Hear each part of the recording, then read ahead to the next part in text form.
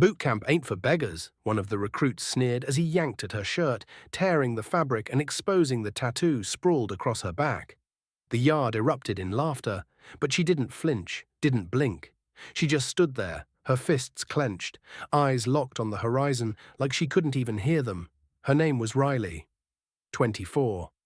Homeless 6 months ago.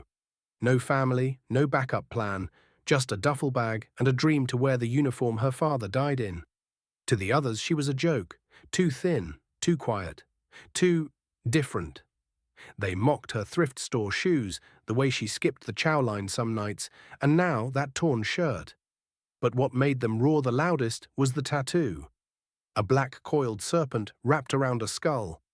"Who comes to basic training with gang ink?" one recruit jeered. "What's she trying to prove?" The commander, a granite-faced veteran named Master Sergeant Cole, strode across the yard. The laughter died instantly. He stopped behind Riley. "Turn around, recruit." Riley hesitated, then pivoted slowly, the shredded shirt slipping further to reveal the full tattoo. The commander's eyes narrowed. Not in anger, in recognition, because that snake and skull wasn't just any ink. It was the insignia of the 3rd Recon Battalion, a unit wiped out in a desert ambush 12 years ago. Only a handful of men survived, and one of them was Cole. The yard went silent. The recruits shifted uncomfortably, sensing the weight in the air. Cole's voice broke it, low, controlled. "Where did you get that tattoo, recruit?" Riley's jaw tightened. Her voice was steady. "My father. Sergeant First Class Daniel Hayes. He served under you, sir." A ripple went through the group. Cole froze. Daniel Hayes, the quiet medic who had carried wounded men for miles, who refused evacuation until everyone else was safe. Hayes, the man who never made it home. Cole swallowed hard. "Hayes was your father?"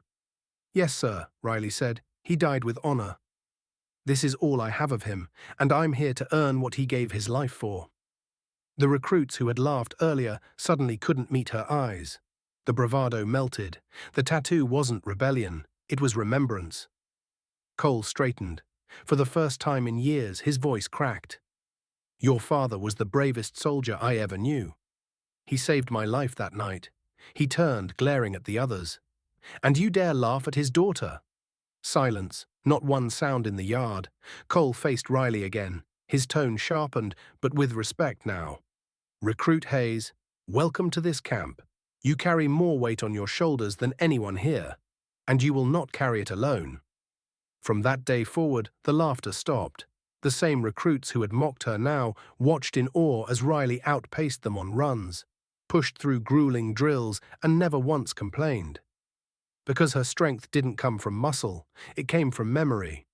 She wasn't fighting to prove herself, she was fighting to honor a legacy. Graduation day arrived, rows of polished boots, sharp salutes, and proud families cheering. Riley stood front and center, her uniform crisp, her eyes wet with quiet pride. Cole stepped forward, pinning a commendation on her chest. His voice was steady now, loud enough for all to hear. "Your father would be proud. You didn't just survive boot camp, you reminded us all what this uniform means." Applause thundered. The same recruits who once tore her down now stood tall beside her, heads bowed in respect. And that tattoo, the one they mocked, became a symbol whispered about in every barracks. The daughter of Hayes. Because sometimes the mark you carry isn't shame. It's history, and history has a way of demanding respect. If this story touched you, subscribe to the channel and hit that like button and drop a karma in the comments below.